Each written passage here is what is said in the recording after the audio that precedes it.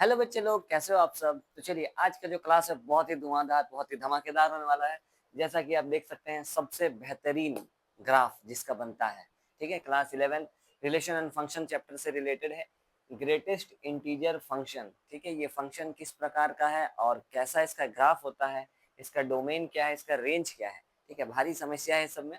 और साथ ही साथ ग्राफ जो है इसका सबसे बेहतरीन है, बहुत सुंदर सा ग्राफ है। तो चलिए आइए आज देखते हैं इस वीडियो में कि क्या ऐसा ग्राफ इसका बनता है। ठीक है, और क्या फंक्शन ये करता है, ग्रेटेस्ट इंटीजर फंक्शन, इतना बड़ा जो इसका नाम है। चलिए, सबसे पहली बात, पहले तो लिख देते हैं ग्रेटेस्ट इंटीजर फंक्शन।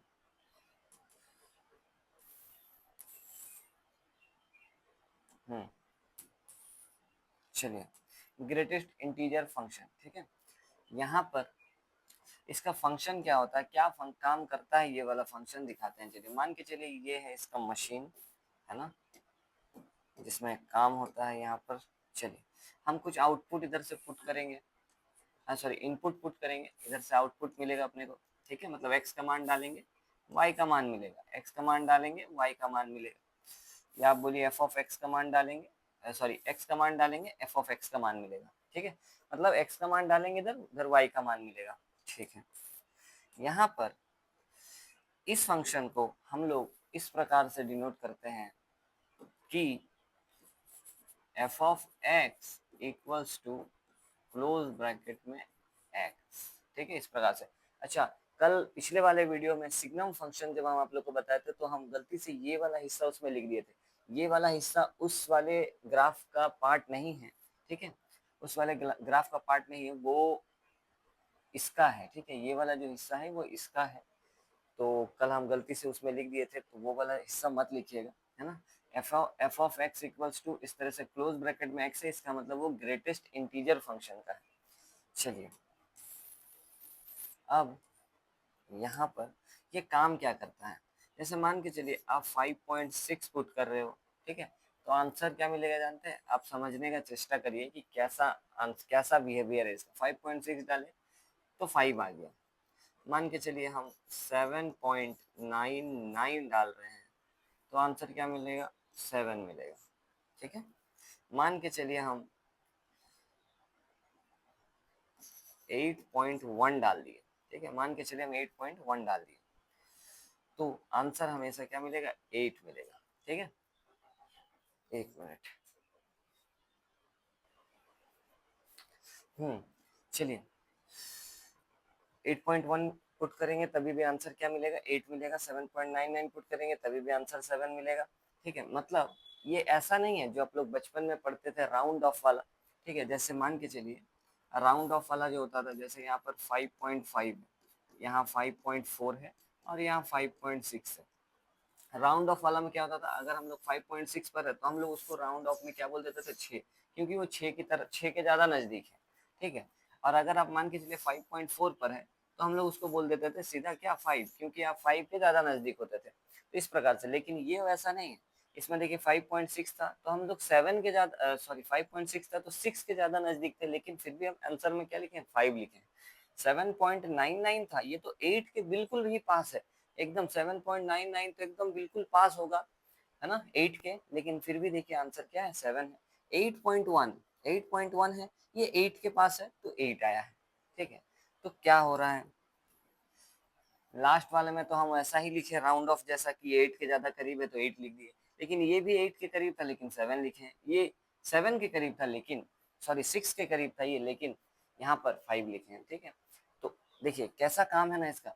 आप कुछ भी वैल्यू पुट करिए एक्स की जगह पर, एक्स का मान आप कुछ भी डालिए, वाई का मान हमेशा उससे मतलब कम वाला ही आता है। ठीक है, आप 5.6 डालिए, इंटीजर में आता है वो भी, है ना, इंटीजर में पूर्णांक में आंसर आएगा। 5.6 डालिए तो इधर इंटीजर क्या है, 5 है ना, और इधर इंटीजर क्या है देखा जाए तो 6 है। 5.6 5 और 6 के बीच में मौजूद है।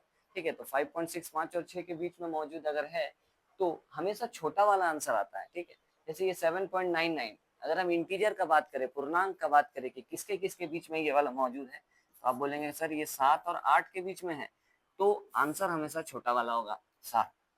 ये किसके किसके बीच में है, 8 और 9 के बीच में है, आंसर हमेशा छोटा वाला होगा क्या, 8। इसीलिए देखिए यहाँ पर आंसर क्या है, 8 है। तो इस प्रकार का कुछ फंक्शन है इसका, ठीक है। चलिए फटाफट से अब हम लोग इसका ग्राफ की तरफ बढ़ते हैं, कैसा होगा ग्राफ इसका, ठीक है। और इसको थोड़ा सा ऊपर कर लेते हैं सबसे पहले।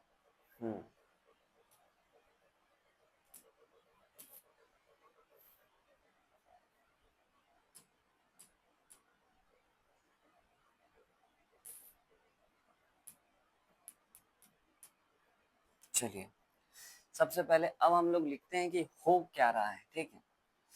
यहाँ पर सबसे पहले तो हम लिखते हैं ये जो एफ ऑफ एक्स है, जो कि आप कह रहे हैं कि सर इस प्रकार से लिखना है, बिल्कुल ऐसे ही लिखना है, ठीक है। वो उसका बिहेवियर कैसा आ रहा है जानते हैं, वो अगर हम, आप यहाँ जीरो पुट करिएगा, है ना, अगर आप जीरो पुट करेंगे, ठीक है, एफ ऑफ एक्स का मान अगर आप जीरो पुट करिएगा तो वाई का मान भी आपको जीरो ही मिलेगा, है ना। जीरो डायरेक्ट इंटीजर पुट करेंगे तब डायरेक्ट इंटीजर मिलेगा, ठीक है। आप चाहे यहाँ पर 5.6 डाले हैं चाहे 5 डाले हैं, आपको आंसर में 5 ही मिलेगा, ठीक है। आप यहाँ पर पूरा गोटा गोटा 7 भी डालेंगे तो आंसर में 7 आएगा, यहाँ 8 डालेंगे तभी भी 8 ही आएगा, 8.5 भी डालेंगे तभी भी 8 आएगा, ठीक है। तो इसका फंक्शन इस प्रकार का है कि हमेशा इंटीजर में आंसर दे रहा है, ठीक है।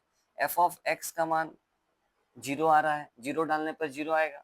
अगर गोटा गोटा एक डाल देंगे, ठीक है, देखिए इसको लिखने का तरीका बड़ा ही शानदार है।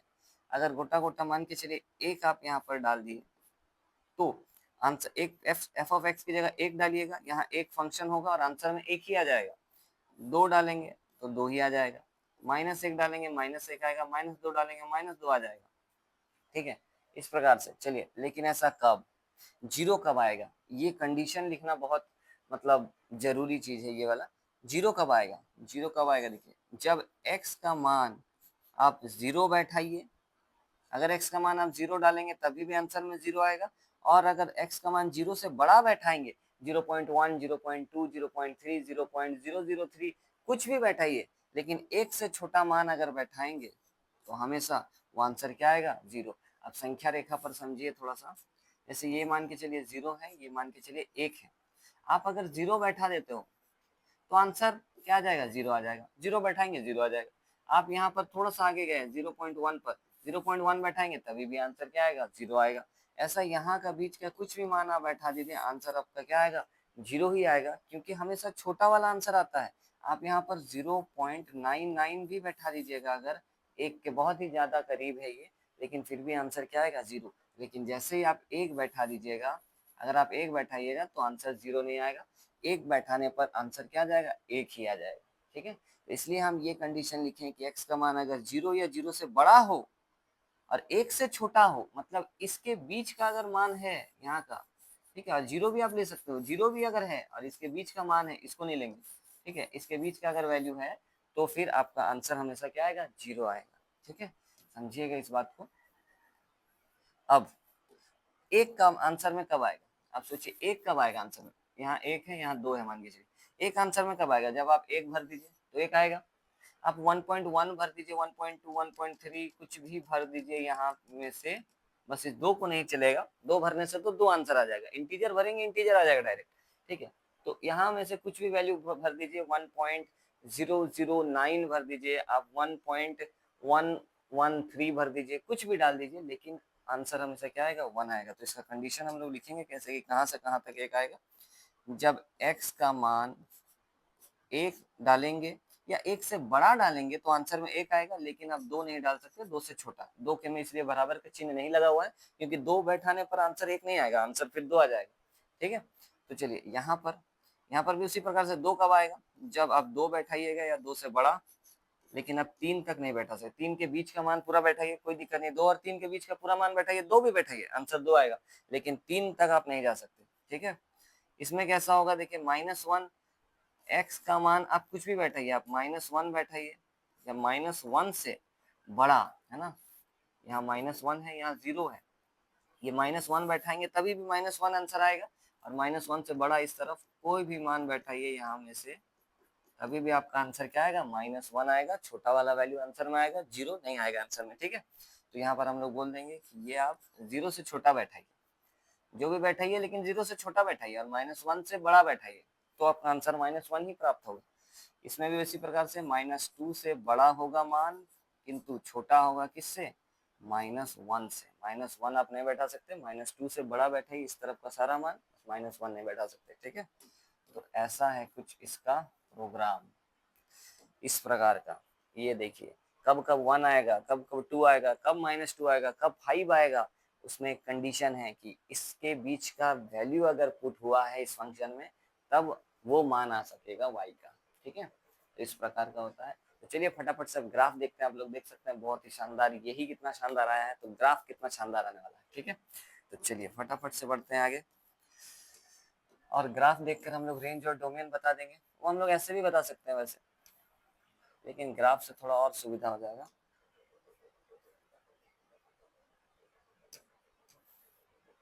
ऐसा टेढ़ा है लगता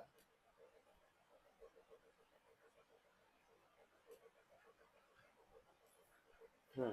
चलिए ये अपना एक्स एक्सिस वाई एक्सिस खींच लिए, सबसे पहली बात है ना, ये एक्स आ गया, ये वाई एक्सिस आ गया, ये अपना ओरिजिन 0,0 पॉइंट, ये 1 है, ये 2 है, ये 3 है, ये 4 है, ये 5 है, ठीक है। इसी प्रकार से इधर -1 है, माइनस का 2 है, माइनस का 3 है, माइनस का 4 है, माइनस का 5 है।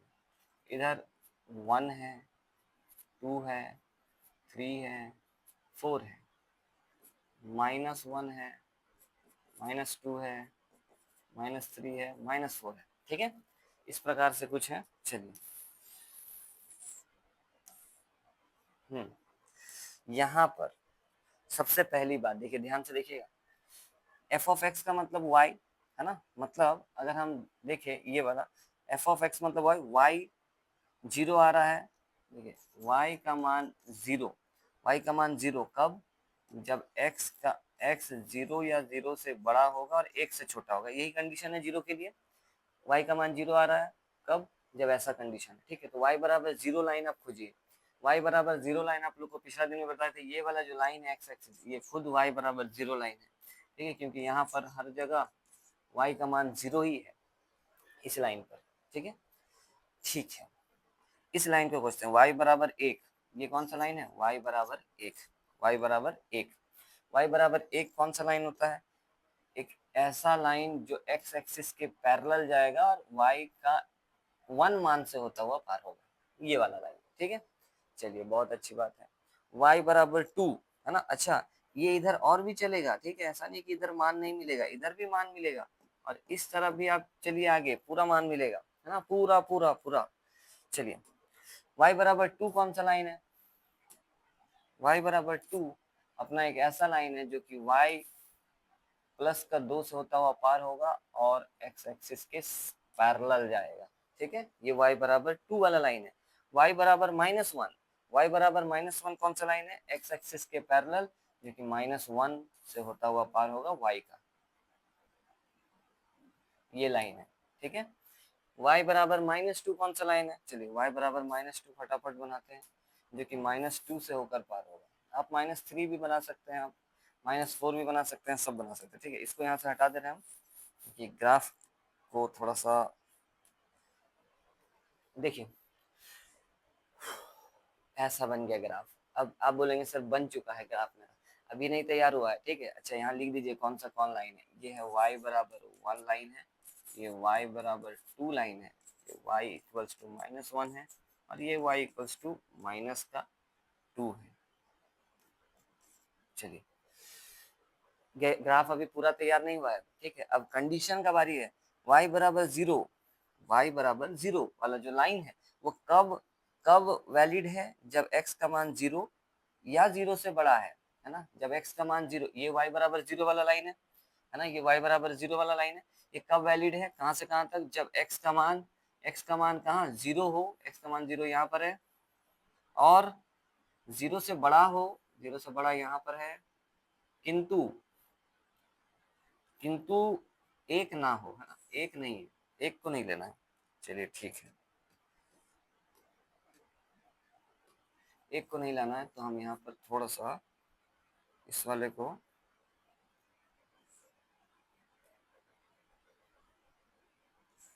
ऐसा कर दे रहे, ठीक है। ये है अपना 1, ये वाला हिस्सा है मतलब ग्राफ का, 0 शामिल है, यहाँ ओपन सर्कल है मतलब एक शामिल नहीं है। और इधर देखिए कलर कर दिए हैं यानी कि ये शामिल है, ठीक है, ये ग्राफ का हिस्सा, बाकी ये पूरा जगह ग्राफ का हिस्सा नहीं है, ठीक है। इसके बाद चलिए आगे बढ़ते हैं।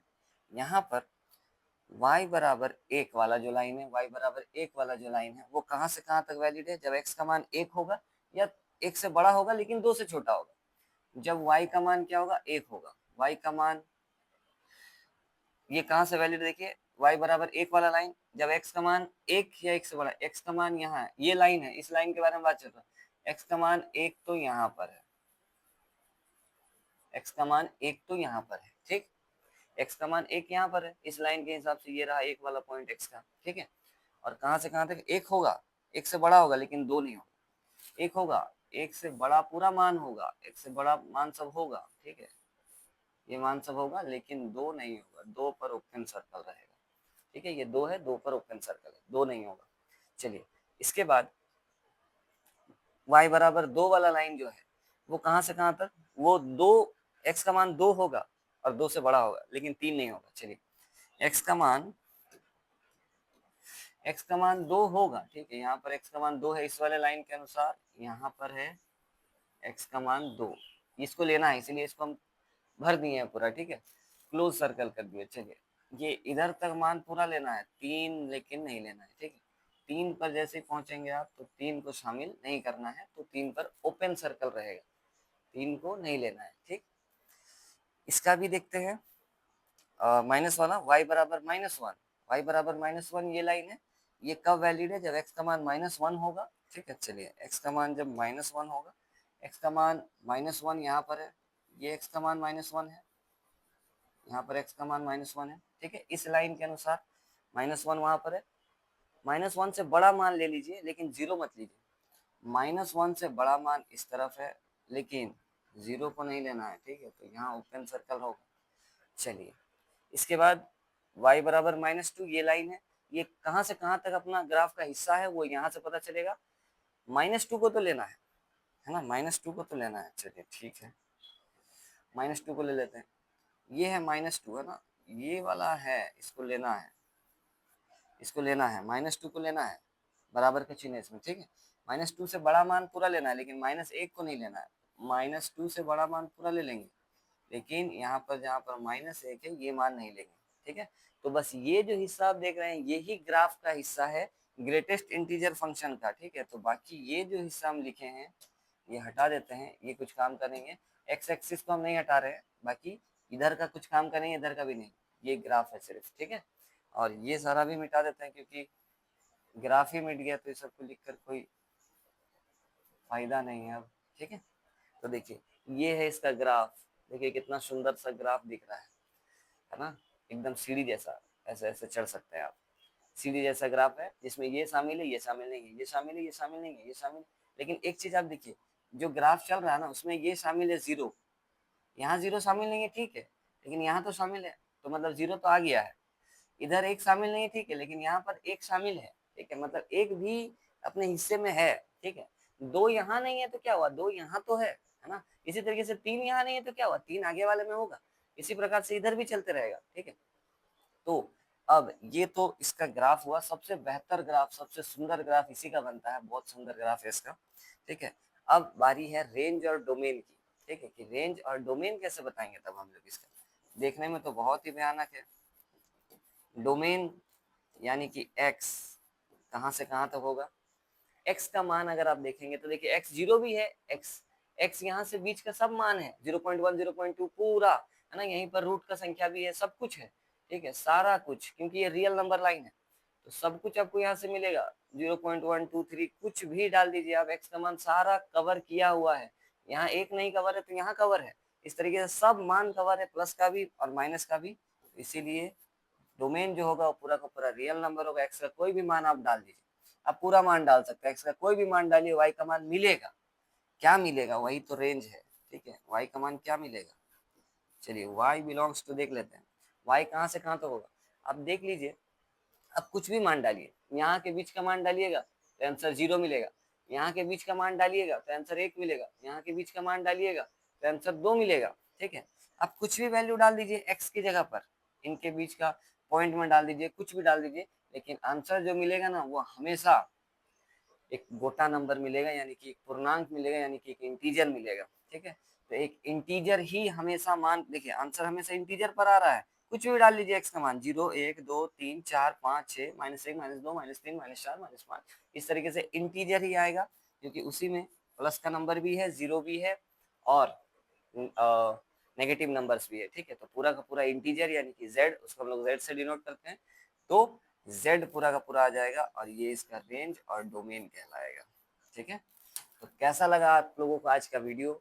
अगर अभी तक आप लोग देख रहे होंगे वीडियो को तो आशा करते हैं कि पूरा का पूरा समझ में आ गया होगा। और कल थोड़ा सा मिस्टेक हो गया था, ये वाला हिस्सा हम उसमें इस तरीके से लिख दिए थे, ये ब्रैकेट उसमें नहीं होता है। ठीक है, वो ग्रेटेस्ट इंटीजर फंक्शन के लिए ये वाला, वो सिग्नम फंक्शन के लिए नहीं, वो नॉर्मल ही लिखाएगा। ठीक है, f(x = x) इस तरीके से लिखाएगा, तो वो फंक्शन है खाली, उसका उस वैसा डिनोट वाला कोई चीज दिया हुआ नहीं है किताब में, तो गलती से कल हम वो वाला लिख दिए थे। तो अगर आप लोग पिछला वीडियो में पढ़े हैं तो उस चीज को करेक्ट कर लीजिएगा।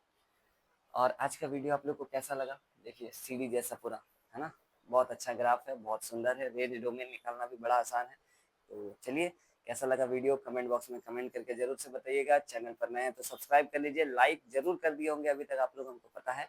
और चलिए मिलते हैं अब आप लोगों से नेक्स्ट वीडियो में, तब तक के लिए जय जगन्नाथ।